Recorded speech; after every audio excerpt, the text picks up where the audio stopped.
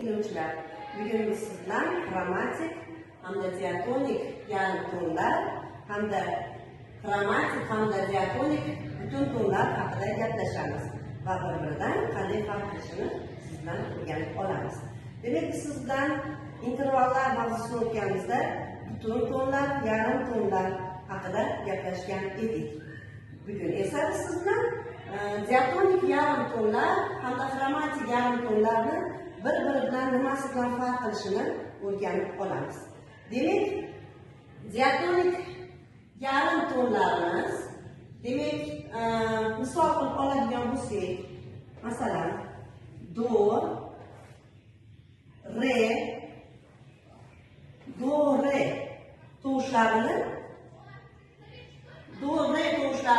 demak, eng yaqin masofasi, ya'ni yarim tonligi bu diatonik yarim ton hisoblanar ekan.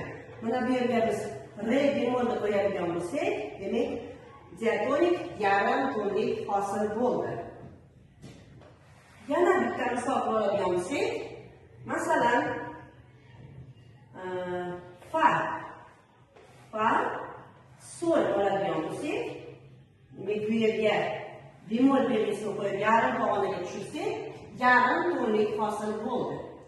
Mana endi bu diatonik yarim tonlik kromatik yarim tondan nimasi bilan farq qiladi? Bu yerda ko'ryapsiz, do, re bir-biridan demak farq qiladigan tovushlar. Kromatik yarim tonda esa bir xildagi tovushlarni ko'tarilishi yoki pasayishi.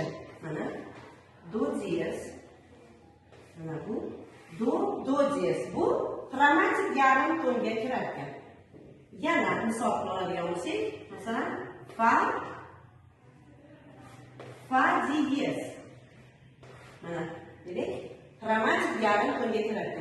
Demak, kromatik yarim tonimizda mana bir xilda tovushlarimizni yarim pog'onaga ko'tarilishi yoki pasayishi ekan.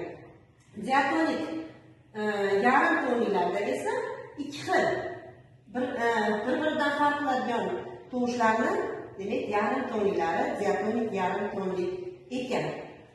Endi diatonik butun tonlarchi, kromatik butun tonlar qanday farq qiladi? Demak, bu yerda yarim tonliklar bo'lsa, mana bu yerda ikkalasida esa diatonik butun ton hamda kromatik butun tonda tonlar bilan farq qilar ekan. Demak, diatonik butun tonlarda biz mi, fa notalarni oladigan bo'lsak, demak, fa'ga mana diyez qo'yamiz. Demak, bir ton hosil bo'ldi. Siga doni qo'yamiz va diyezni hosil qilamiz. Demak, bular mana diatonik butun tonlar hosil bo'ldi. Kromatik butun tonlarda-chi? Kromatik butun tonlarda fa dubl diyez olamiz. Mana demak, la dubl diyez olsak, bu kromatik butun tonlar hosil bo'ladi. Demak, biz sizlar diatonik hamda kromatik yarim tonlar hamda diatonik hamda kromatik butun tonlar haqida gaplashdik. E'tiboringiz uchun katta rahmat.